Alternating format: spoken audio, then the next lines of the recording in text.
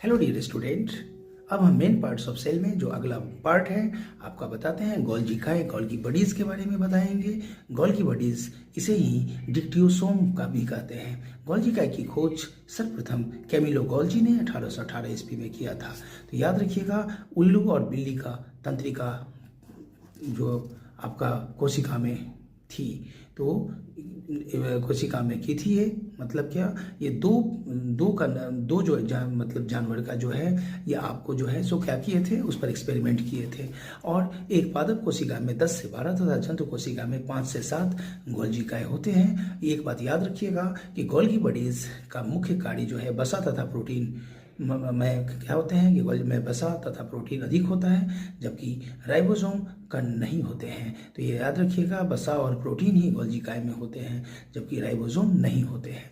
Dear student, अगला हम lysosome बोलते हैं। आपको पता है कि लाइसोसोम को आत्महत्या की थैली कहते हैं, और लाइसोसोम की खोज 1955 ईस्वी में ड्यूब यानी डी ड्यूब ने की थी। तो याद रखिएगा, इसका प्रमुख कार्य अंतःकोशिकीय पाचन है। यह कोशिका विभाजन अर्थात सेल डिवीजन में भी सहायता करती है, और लाइसोसोम में लगभग 24 प्रकार के एंजाइम पाए जाते हैं, जिसमें फॉस्फेटेज, सल्फेटेज, प्रोटीपेज, राइबोन्यूक्लिएज प्रमुख होते हैं। डियर स्टूडेंट, याद रखिएगा, लाइसोसोम में आत्महत्या की थैली कहने के पीछे एक और कारण है लाइसोसोम को, कि इसमें कि आपको स्तनधारियों में लाल रक्त कणिका अर्थात आरबीसी नहीं पाया जाता है। अगला टॉपिक है राइबोसोम। राइबोसोम की खोज जॉर्ज पैलाडे ने इलेक्ट्रॉन सूक्ष्मदर्शी की सहायता से किया था। इसका मुख्य कार्य प्रोटीन संश्लेषण होता है। राइबोसोम प्रोटीन का उत्पादन स्थल है, इसीलिए इसे प्रोटीन की फैक्ट्री भी कहा जाता है। अगला है तारकाय सेंट्रोसोम। टी बोवेरी ने इसे सर्वप्रथम खोजा था, और जंतु कोशिका में यह पाया जाता है। तारकाय के अंदर एक या दो कण जैसी संरचना होती है, जिसे सेंट्रियोल कहते हैं। समसूत्री विभाजन में यह ध्रुव का निर्माण करता है। डियर स्टूडेंट, अगला है वैक्यूल्स है, यानी राजधानी है। राजधानी झिल्ली युक्त कोशिकांग है, जो कवक, प्रोटेस्टा, जीवाणु एवं पादप कोशिकाओं में पाई जाती है।